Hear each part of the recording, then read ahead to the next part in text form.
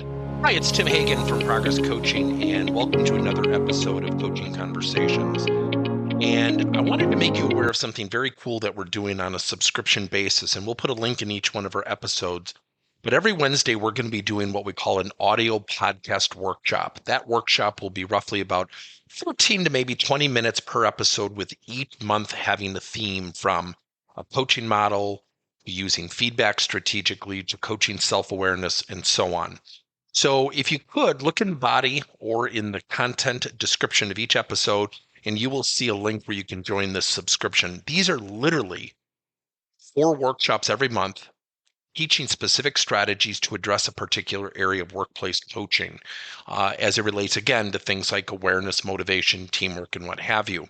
Here's the cool thing. It's only $10 per month, and each month you will get a handout that we will follow along with. So we also give you a tool for you to take notes as we go through each episode. We hope you'll check it out.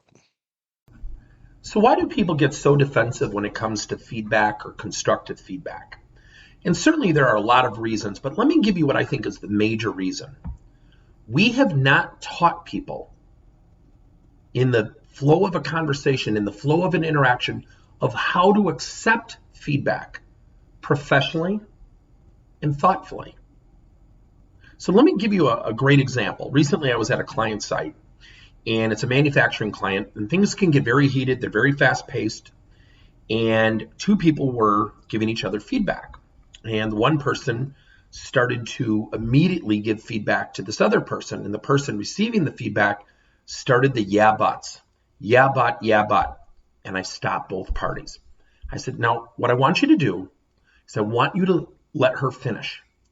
And then what I want you to do is I want you to take a huge deep breath. And then I want you to take a second deep breath when she's done. And I want you to react positively and thoughtfully, knowing one major thing. She said, what's that? That she does not have a vested interest in getting you upset or mad. So the first person completed her feedback, and the person kind of choked on their own breath and started to take deep breaths. And I said, now remember, she doesn't have a vested interest to upset you. How are you going to react? And she calmly reacted. And she literally said, yeah, at times I am late doing some of the things you've said, and I apologize. I looked at the person giving feedback. I said, how are you going to acknowledge that apology? She looked back at the person. She goes, thank you. You know what? I didn't think I was going to hear that from you, but you know what? I know I'm doing stuff wrong. So here's the point of the story. I got them to practice. I put some rules of engagement in place, and I conditioned that first person to take a deep breath, realize 2 things. 1, I'm going to slow down. I'm not going to emotionally and behaviorally react disruptively.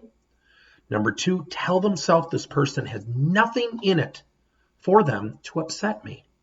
And then really, 3rd, how am I going to react thoughtfully and professionally? So I sat back and they continued the conversation for a good 5 to 7 minutes. At the end, I said, so ladies, I have to ask you something. What did you learn? What did you learn about yourself that you're committed to improving? And both said, you know what? We've got to get better at this stuff.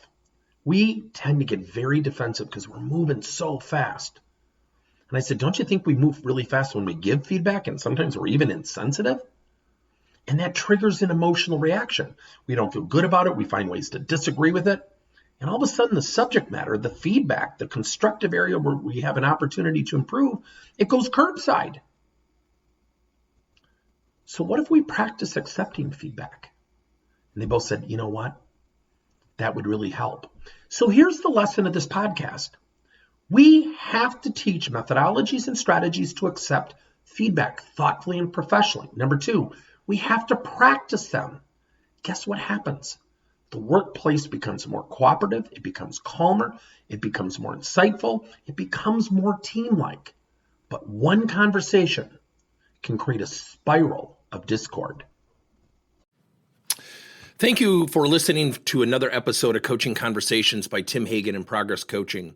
Now, our company is always coming out with new and innovative solutions to help leaders coach their employees. And recently, we just created a new service called Coach to You, where leaders can pick and choose topics and assign 7 to 21 day programs for employees to learn and, more importantly, apply actions and then reflect and share what they're going to do going forward as a result of the learning. It's called Coach to You. We're literally bringing coaching to your employees. If you're intrigued, we'll have a link in each one of our episodes where you can get more information. And again, thank you so much for listening to another episode.